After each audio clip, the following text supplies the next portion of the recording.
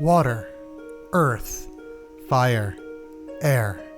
Long ago, I didn't know anything about The Last Airbender. Then, everything changed when my best friend said, let's do a podcast. We could call it Avatar State Radio.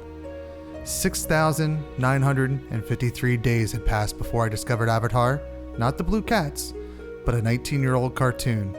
Like Aang, I have a lot to learn, but I believe I'll love Avatar The Last Airbender. Welcome to this week's edition of Avatar State Radio, where we sit down and recap the animated series Avatar The Last Airbender. I am your host that knows nothing about this show until he watches it, Kev. And I'm Mike. I like to watch this show again and talk to Kev about it.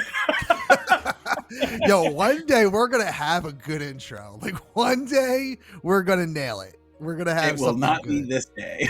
No, but you can go to avatarstateradio.com and check out our website there. It's probably just a great landing page for you to find the episodes so that you don't have to go hunting to your podcast platforms, but there will be links to your favorite podcast platforms there.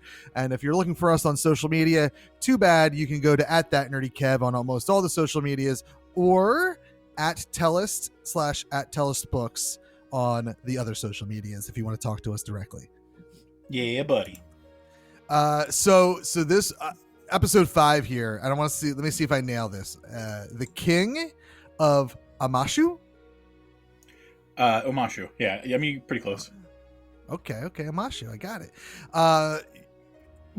This felt like kind of like what we were talking about last week, like a fun filler episode, right? Like, there's not much I feel that is important to the story that is trying to be told here, which is like Aang bettering himself to fight the Fire Nation. I guess really at the end it kind of wraps up with like, yeah, okay, let's bring it home and like say that's how this episode ties into everything.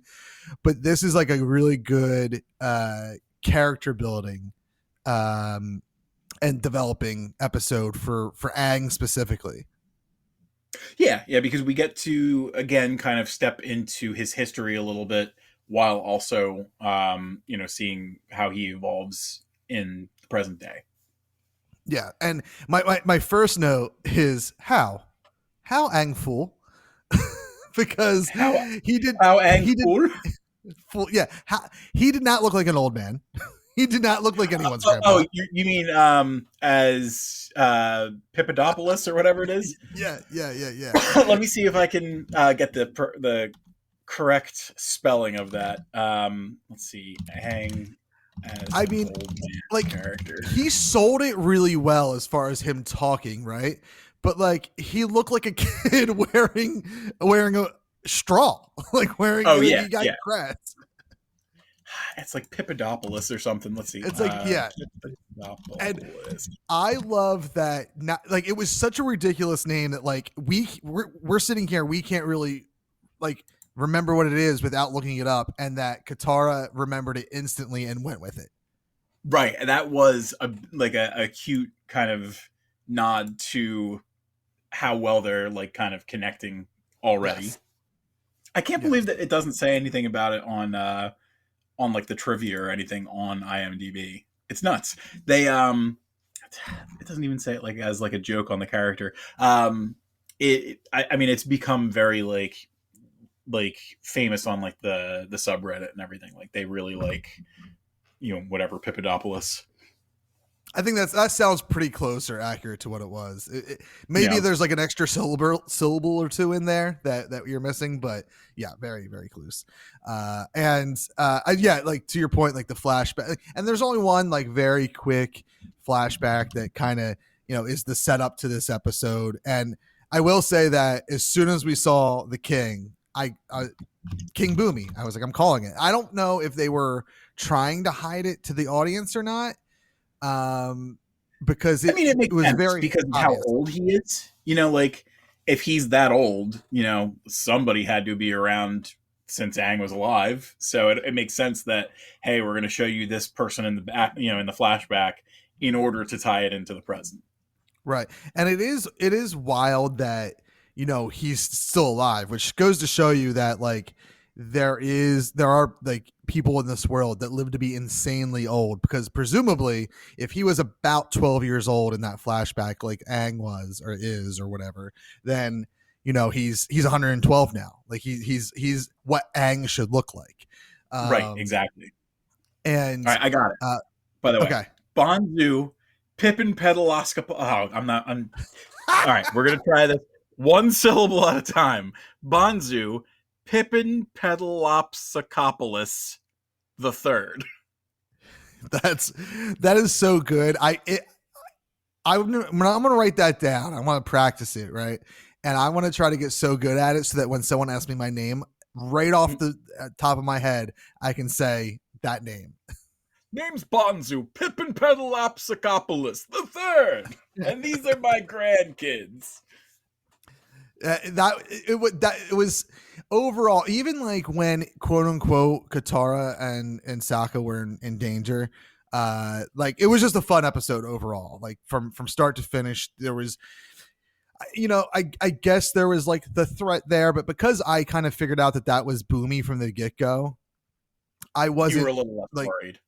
Right. And I don't know, like, because the look at the end of the flashback that Bumi had was very, like, it was a distinguishable look that the king did at least twice as an old man. And so to me, it was like, oh, it's very obvious, at least to me, and I would imagine the rest of the audience, that this is the same kid from the flashback. I mean, you and I, we're very good at, like, catching those kind of references and everything like this, and it is kind of easy at this point, even episode 5, to kind of forget that this is a kid's show, like, right. So for kids who are younger, maybe they don't catch it as easily, like they're not ready for that nuance or anything like that yet. Right, you're absolutely right. I mean, it is a kid show, so maybe that's like the the audience, the core audience, isn't going to realize this. There were a couple jokes that I think drops that I really enjoyed, because they were like, they were dad jokes and like, or like little kid jokes, like Kangaroo Island, and Bumi says something about it being hopping. Right. There was another they were very one, like almost intentionally bad jokes. Yes. Oh yeah. I mean, he had 2 or 3 of them, and like. I don't really remember in the flashback if they portrayed Bumi to be like a crackpot. Like, I know he was fun, and like he was like Aang, like he was a kid who wanted to have fun. But as an old man, having that similar mentality, and the guards never like look like they're like, what the hell is the king doing? So like presumably King Bumi acts like this all the time. Like Sokka's like, he's nuts. Right. And I mean, even when they're like quote unquote endangering Sokka and Katara, it's not real danger, because as we learn, like it's rock candy. So like it's in theory edible. So like nobody even bats an eye at the fact that like King Bumi is about to kill these 2 people, because realistically he's not. So there's he's definitely playing at hey, I'm going to trap your friends and everything. The only person who's really ever in danger in the episode is Aang himself. And I guess the concept is Bumi's kind of training him up to see if he's ready to be the Avatar. And and at that point, it's like, I'm not really expecting to hurt you, because I expect you to do well against me. Yeah, I mean, like, and even like the first 2 challenges are like not necessarily. I mean, they are dangerous, right? Like he could have been impaled himself, if I guess he like at least the perception of danger with Flopsy was there, because he didn't know initially that was the pet. So the first 2 challenges, while they were like quote unquote safe, they had some sense of danger. It wasn't really until he went against the king, who he didn't know was Bumi at the time, until like Aang was like in actual danger, because like if Aang failed to like jump over the rocks or use his air bending to defend himself, like he could have gotten seriously hurt, if not endangered his life. Right.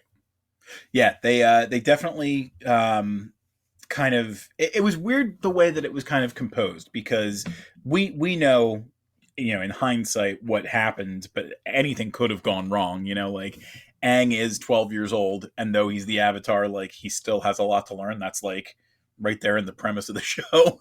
Right, um right. so Bumi has the utmost faith in his friend. But I mean, you're right, like, things do go wrong. You do roll crit misses. So Yeah, yeah. yeah, And it's I it was and like the tests, like the very first one felt like it was all right, like, this is a learning experience, let's go pretty quick. And then the Flopsy one felt like it was over in 3 seconds, like yeah, when I was yeah. watching it, and I was like, I don't remember this bit going by that quick. And I feel like it was like, yeah, we just need three things. Let's put Yeah, three no, things together.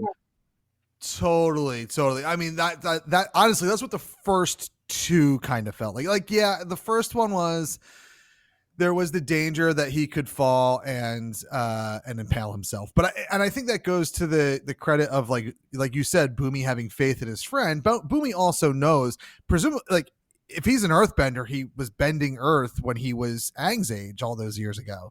So Right. they He's got probably 100 years of practice. right. So so he knows that, like, okay, I probably, and they probably practiced together when they weren't goofing off, their bending abilities with each other. Right. Obviously, um, I would imagine that it was known that Aang was the Avatar to at least a few people 100 years ago. So Bumi if Bumi was as close as Aang makes us believe, then, like, Bumi probably knew that. Oh, okay, he's the Avatar. And then as an adult Bumi, he's like, okay, this is clearly my friend from 100 years ago, and he's the Avatar. Like, he Right. like so I think him knowing that, and knowing that how, unless he lost a step in the 100 years he was on ice, you know, he knows his friend can handle all of this. With the real challenge being the battle against himself. Right. And then, like we said, like he, or like Boomy said at the end, it's like, hey, this was to teach you a lesson, to think outside the box, really, which is all those things that that was like a lesson Boomy taught him 100 years ago, not necessarily. It just reinforced it now with these trials. Right. And that was kind of why I think he went and said, I know who Bumi is, which it always kind of translates a little difficult when a character recognizes something, because, like, you really can't get into the head of somebody as easily as, they want to present it. Like, you very much knew who it was, again, because, we're older. We know, when they're setting up Chekhov's secret character and stuff like that. But it was still kind of presented in a way where, like, only Aang could have known. Yeah. I don't know. It was kind of tricky that way. What did you think of when Aang tries to cleverly pick King Bumi as his opponent, and King Bumi disrobes, and he's no longer the hunched over kind of goofball, and ends up Yeah. being like super powered king? Well, and that's like, it's a wild world that this takes place in, right? Because it's like he's 100, at least 112 years old, we would assume. Or Right. unless Or at Boomy least was that close much to it, younger. because, right. We assume that, around 110. Yeah. So it's wild for to be alive, let alone be jacked. Like, Boomy, even without the earth bending abilities, could kick my ass. Right. Dare I say Bumi for president? Yeah, like he Boomy for president. Like, he's jacked. He's clearly a good guy, because he's helping his friend prepare for what will be the battle of his life in 3 seasons. And it's, yeah, it was an interesting thing that, like, first of all, I knew he was going to pick the king, right? Like, again, Yeah, because that's again, the rule of three, which we'd already seen at that point. Hey, there's going to be three challenges. Hey, I put two challenges in front of you. There's going to be a third. Of course, it's going to be King Bumi. Right. And of course, like, Aang is like reiterating, I can pick whoever I want. And, the king is like, yeah, you got to choose wisely. So and again, as an adult, it's very obvious. Right. Which isn't to say, that it's bad storytelling at all. Like, it's just kind of, this was a more predictable episode than probably the most predictable episode that we've had in the series thus far, which also makes it feel like kind of a filler episode. Yeah, I mean, it Because definitely was. I mean, we're the way that this episode kind of lands, we're in the same spot at the ending as we are in the beginning. Like there's not, too much as far as, like what we're getting out of it or anything like that. But still like a decent, like it ends up connecting us to Aang's past in a more relevant way, because for the first time now, we're seeing someone from his past who's still around, who was not on ice with him. Right. Yes. Yeah. And it can have an actual conversation with him. And honestly, quite honestly, if there's like one complaint, it would be that there's not enough time in this episode for Bumi and Aang to reconnect in a meaningful way. Because of like the hoops that Bumi is making him go through, which I think in the long run, like if, we keep calling it a filler episode, but maybe realistically in the long run, it's not, because this was a training moment. This was a learning moment for Aang, that will help him ultimately in his quest. Right. But in the immediate now of it, the nowness of the episode and the series, it does feel like filler, and it does feel like like I would love to see a moment with Aang and someone from his past, and like the real emotional impact of that, which we don't really get to see. We get a hint of that at the end of this episode. I would personally, and I'm a emotions guy, I would love a full 22-minute episode of like dealing with that impact. Yeah. Well, I can't remember like the first time that we really get into the depth of that, but we are, slowly making our way towards like the back half of this season, where we start to kind of see some of the events start to kind of coalesce. And once we get there, I feel like it'll feel a little less disjointed. As I was telling you before, the first season is very much like, hey, here's the story of the week. But we do start to kind of feel like a tapestry being woven. But we do have, unfortunately, a couple of episodes that are a little lower on the IMDb ratings coming up. But I still think that even with that, you'll enjoy most of them. Oh, and like I said, I enjoyed this episode. I think it's and very specifically because we get that flashback with Aang, and then that flashback is paid off in the episode. Maybe I would prefer a more emotional impact and impactful like payoff. But again, it's a kid's show, right? Like that's who this is for, first and foremost. So, right. They're not going to make kids cry or anything. Right. So, again, overall, I would say, because last week I think it sounded like I was a little down on the show or the episode. But again, I loved last week's episode as well. It was more that had, now, ironically, I say they don't want to make kids cry, but last week had that emotional impact of Aang, realizing there's like a former master of mine that is dead. Like that's his skeletal remains, and I am the last airbender. And it was a very emotional. That was 2 weeks ago. That was 2 weeks ago? Yeah, last week was the Warriors of Kyoshi. Yes. You're right. That was 2 weeks ago, but we referenced it last week. Right. And it all blends together at some point for me, Mike. Right. And the fun part is like we're talking about quote unquote weeks, but we're bouncing around, and like we're kind of time travelers in certain ways. Oh, so certainly. It's all wibbly wobbly. This is a TARDIS of a podcast, but regardless, like there is that we did get that emotional impact a few weeks ago. And this one, it's just a little bit more silly, referencing Aang's past, but I do hope that we see Bumi again, because to me, and we kind of discussed, I don't know if we discussed this last week or the week before, but the order of operations that are presented to how he's supposed to learn the elements is water, earth, and fire. And like, which seems silly that there has to be a certain way to do it, because hey, it kind of makes sense for you to like maybe learn from one of your best friends how to bend earth. Like, Right, exactly. and so I'm really hoping that, like, okay, whether or not we get like a real true explanation as to why it's got to be water, earth, and fire, I don't know, and I don't know that it's important that we find that out. But Right. I think what's important is that like the people that end up teaching him these other bending techniques to truly become the Avatar, I feel like they have to be an important person in some fashion. Doesn't necessarily have to be people that are connected to Aang from 100 years ago, but I will say this: I think I may be disappointed if A, we don't see Bumi again, and B, if we do, he doesn't end up being the Earthbender that like helps Aang, presumably next season, if next season is the Book of Earth. Right.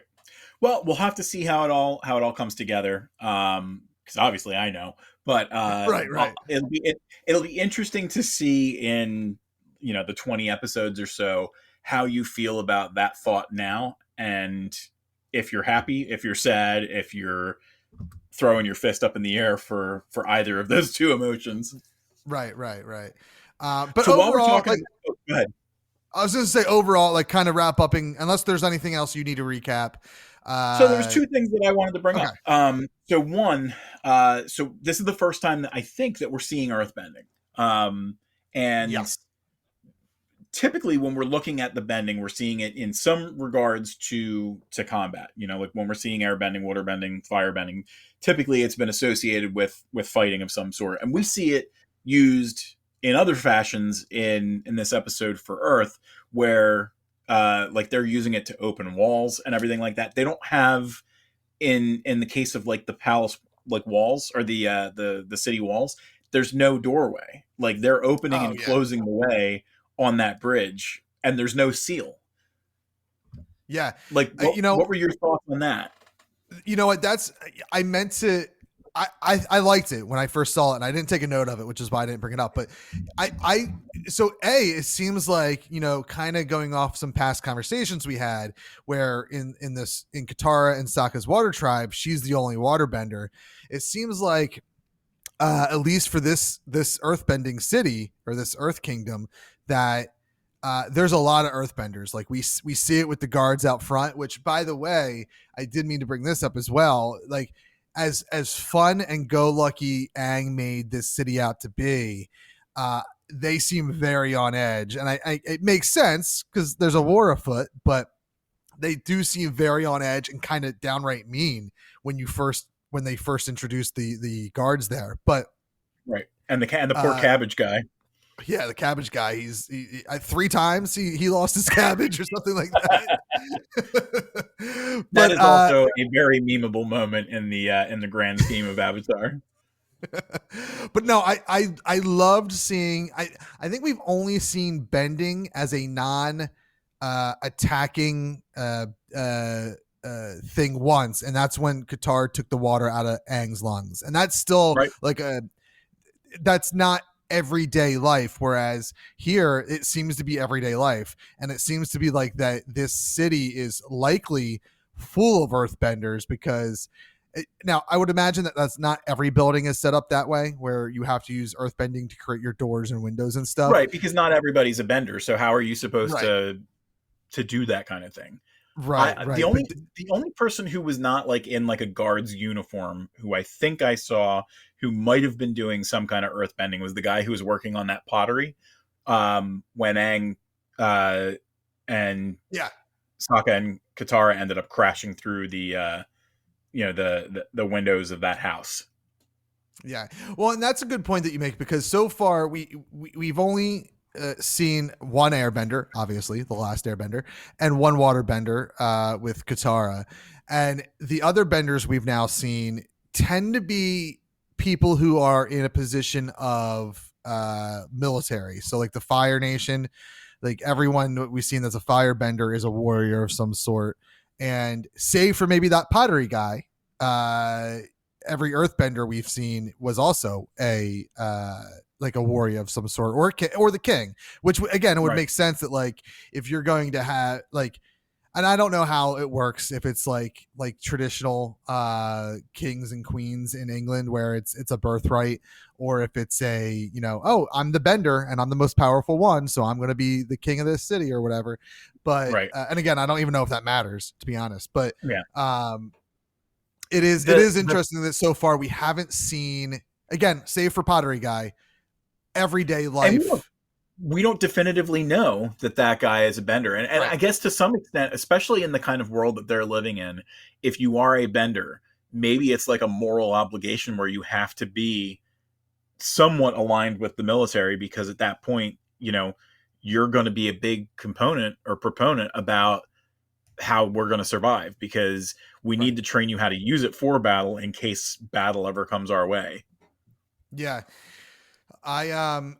But it was nice seeing it, even if it was from other warriors and the king and stuff, that it was used like as everyday life. Like, oh, this is how we're just like, we don't need doors. We can create our own doors and seal our own doors. It kind of sucks for your guests if you close them up, because it does feel like a prison at that point. But it was neat. It was definitely neat seeing that. And I hope to see, as we travel through the season and seasons, I would like to see more and more benders and see how bending is used in these different locales that we go to, which again, right now, at least for season 1, it seems like the crux of the locale is Aang's wish to be a kid before they get to the North Pole to eventually train. Which I think, again, so far we're seeing a lot of fun places. Right. And I think that is a great way, because obviously, Appa is he's slow when he's flying. So if that's your main mode of transportation, you're obviously stopping to, sleep, eat, rest, and whatnot. So like, to have the journey be dictated by the wishes of a 12-year-old who he knows he has to get somewhere, and he knows he needs to train, but they have to stop and rest anyway, which was really like the point he made last week. It was like, well, we have to stop, we have to eat, or whatever his like reasoning was. Like, so for that to be like, okay, we have to do this anyway, so like, let's do it so that this 12-year-old kid has fun, I think is a neat concept overall. Like, I think it's neat that like, oh, I'm just going to be a kid while trying to save the world. Right. Well, and there's probably an argument there is probably an argument to be made where if you force him out of, he is a 12-year-old. If you force him into an idea of you're just meant to be a fighter or a warrior or anything like that, at that point, do you kind of lose some of the magic and the imaginative, kind of structure of who he is, where it might make him worse off than letting him kind of interweave these lessons and grow as a kid the same time he's growing as the Avatar. Right. And like, you can look at a lot of different stories and see that like, oh, oftentimes when you take someone that's supposed to save the world and like it's their destiny. I mean, I think the perfect example might be Anakin Skywalker. When you force that on somebody, it could often lead to them ultimately being the bad guy. And so and the nice thing with Aang here is that it isn't like a bunch of adults who are like, you are destined to bring balance, to bending. And it's kids, it's other kids that are slightly older than him and who maybe understand the importance a little bit more than he does, because they have been their entire lives living through a war, versus him who woke up into a war and is just kind of, as we've seen the last, I'd say 2 weeks or so, learning that it's not all fun and games. It is serious. And he has to, while being a kid, he has to take things like I think this was a great example this week is of him wanting to do something for fun, but like ultimately realizing that, oh, okay, it's time to get serious. Whereas the previous 2 episodes where like he had to be serious, like it was, I don't want to say it was forced upon him, but like he didn't understand, I think, fully until the end of last week's episode, the seriousness of his actions or inactions. Right. Yeah, I think again it kind of loops back into he at one point was growing up with Bumi, so to see someone who he knows, that might add a little bit more gravitas to the situation as well. Yeah. So overall, this episode, I like the episode overall, 100%. I don't know that there's ever going to be an episode that I say I downright hate. I will say that now thus far, and I think I said something similar last week, that this was probably one of my least favorite of the 5. But that's not that doesn't mean it's bad. It just means it's it just wasn't as good as the previous 4. That said, I also again appreciate that there was plenty of opportunity for Aang to go Avatar state, especially in his battle against King Bumi, and they didn't have him do it, and I appreciate that because I want to see that in epic moments. Right, and I think that they do kind of dial it back. Like we do see less glowy-eyed Aang as the season goes on, and it is saved for those epic moments. You mentioned that it was like between this one and the last one, they were probably like some of your least favorites of the season so far. Interestingly enough, when I was looking at this episode last week, I'm almost 100% sure it was the first sub 8-star out of 10 on IMDb. And I guess because the Netflix version has come out, a lot of other people are watching this as well. And it got enough votes now where it's above, 8 for the first time. Oh, interesting. So next week, at least for now, is the current episode to beat. No, I'm sorry. We had a 7.9. The first episode we had talked was a 7.9, but the next episode on IMDb is a 7.8. So we'll have to see like how that kind of feels compared to what you've experienced so far. Yeah, and I think for me the reason I'm saying it's my least favorite thus far is because I would have wanted to see his relationship with adult Bumi in a different light. But I do see I think this could be one of the episodes that I look back on and say, okay, you know what? In hindsight, this episode is really great because I do think that the lesson that he learns here can pay off big time in the future. Seeing the score that it has and having gone through the series, this is like one of my happy Avatar memories. Like him meeting Bumi for the first time is a real treat. And it's fun to watch it in this regards. Obviously, that there are other mediums that Avatar goes through. So there might be other versions of Bumi out there. So it's nice to look back at this original version and see it, whether or not that means that I like the other versions as much, more or less. But it is a fun little experience to have, again, him meeting Bumi and kind of watching that connection. There's a special warmth to that because thus far Bumi is the only person who he can relate to from his past life. Right. And that's why, and again, maybe I'm too wrapped up on this because it is a kid's show and I need to maybe, take that into consideration. But that like it to me, like because of that, I wanted to see more of that relationship where like, even if he goes through those 3 tests with Bumi, maybe if next week's episode is just like more of him and Bumi, then I'll eat my hat and take back everything I said about this episode, right? Like, because that's what I need. Like I need more bonding time or with Bumi and adult Bumi and Aang.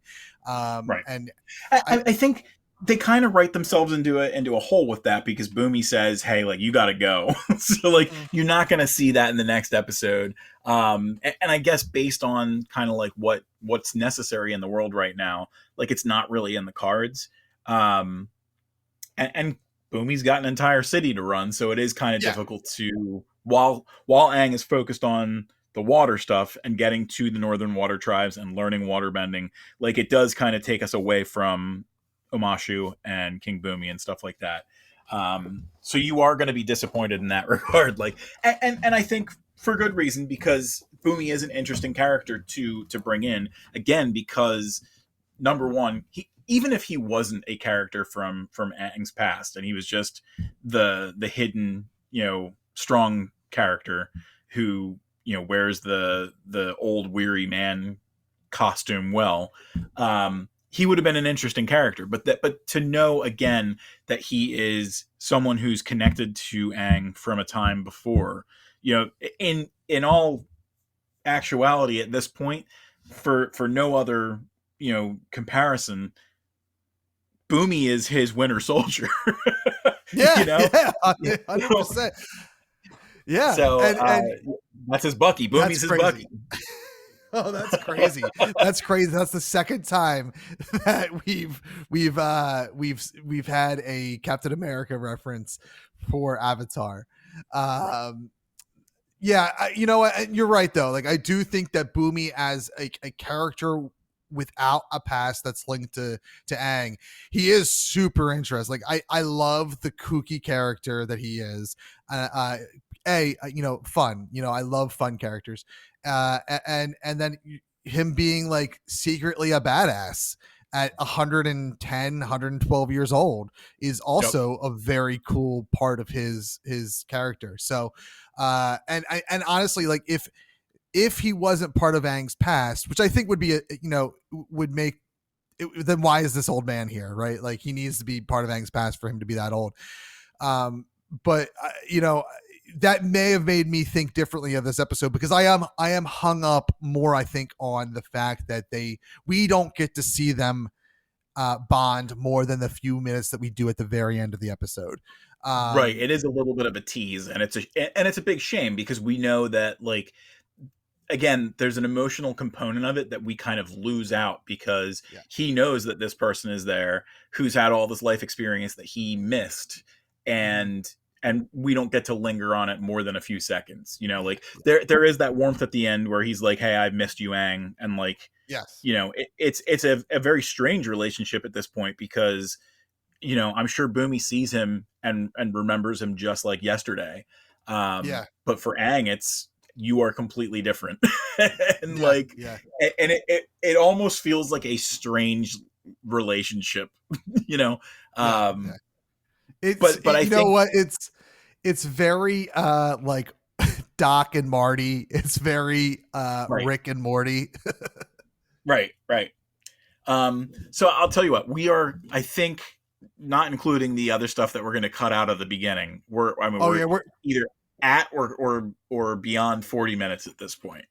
We're very close to 40 minutes. So if you have some trivia, let's nail that down and like GTFO. Yep. So our first bit of trivia, I didn't even realize it until I read the trivia. This is the first episode that we have no Iroh and Zuko. Oh, wow. You know what? Like, it's so funny. Like, you don't even think about it. No, you know what? Maybe that's a testament to how good this episode is. Because you're right. I didn't think about it once whatsoever. I'm turning myself around. I like this episode a little bit more now. and I mean, we very much, I think, are on the same page. I mean, I have 2.5 seasons and other bits of stuff to look back on, but I'm very much a fan of Zuko. I'm very much a fan of Iroh, for better or worse. So to have them missing and not realize it, I think it does speak to the strength of the episode, and like, it might be lacking certain things, but if it can make you forget that they're not there, it did at least some things right. Right. Well, and I think that the credit goes to the character of Bumi, right? Like, I think he's such a strong force in this episode, a weird force, but he's such a strong force in this episode that like he can make you forget that those other two characters that we, like you said, love for better or worse, are not there. Right. Yeah. I would also like to say that the other character who kind of steals some screen time is Bonzu Pippinpaddleopsicopolis the Third. Yes. One of the other things, and I don't think that I would have noticed this if I hadn't been paying attention, I think when we're noticing the lights in the like on the walls and stuff like that, they're not fire. They're made of like, I think, like glowing stone. So like if you Oh, go interesting. into, I'll have to look again because like I know based on like other properties and stuff like that that that is a thing, and it's because like why would you give a firebender ammunition if they show Right. up? Right. So I'm pretty sure that they did that in this episode as well. And they might even like later on in the series like specifically point that out, but I think in this case like it was very much like kind of a hidden detail. Okay. And then I guess the last piece that we'll mention is we've kind of connected a lot of the characters to like real like racial ethnic groups in our world, and this is really the first time kind of stepping outside of the three more important one not more important more in your face ones, because we've seen fire, water, and Right. air, and we saw a little bit of it in the Kyoshi land, but I think at this point we're meeting like um the Earth Kingdom more as they present themselves. I feel like Kyoshi's kind of like a one-off, and this part Omashu is very much a this is what you see is what you get kind of thing. And in Right. this case, the kind of connection to real world racial ethnic groups is a little bit Chinese and a little bit like Indian, because what we see is um, a lot of symbolism that's Chinese, because the Earth Kingdom is based on the Bao Lang, which is the first coin produced by Imperial China, and the headrest that is behind Bumi is a headrest that's commonly used in Chinese operas.